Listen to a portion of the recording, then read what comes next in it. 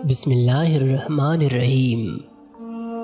مولانا جلال الدین رومی رحمۃ اللہ علیہ فرماتے ہیں، اس دنیا میں کوئی خزانہ سام کے بغیر، کوئی پھول کانٹے کے بغیر اور کوئی خوشی غم کے بغیر نہیں ہے۔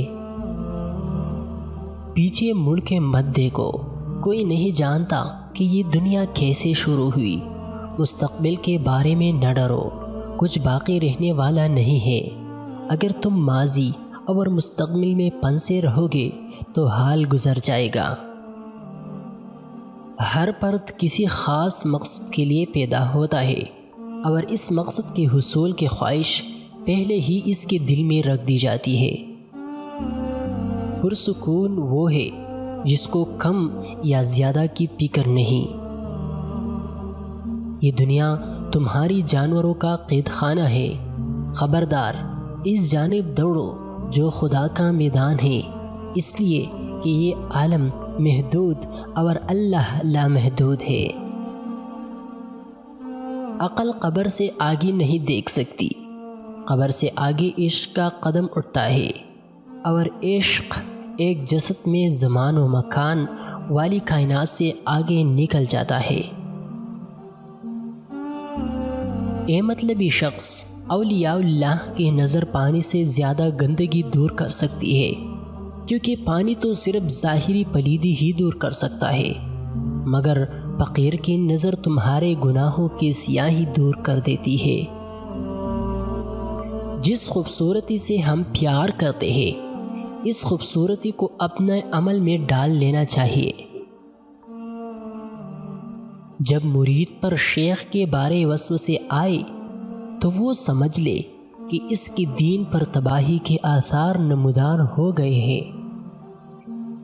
اگر تو بیکار پتھر ہے تو کسی صاحب علم کے پاس بیٹھ، گوہر بن جائے گا۔ خبردار، بہت سے شیطان انسانوں کی صورت میں ہیں، بس ہر شخص کے ہاتھ میں ہاتھ نہیں دینا چاہیے۔ مرشد اور مرید کا تعلق روح اور جسم کی طرح ہوتا ہے۔ اگر مرید بیعت ہو کر مرشد سے رابطہ ختم کر دے تو روح بیمار ہو جاتی ہے۔ روح کی تازگی مرشد کا دیدار ہے، اور مرشد کی تھوڑی بھی ناراضگی ہو تو مرید کے دونوں جہاں برباد ہونے کا خطرہ ہوتا ہے۔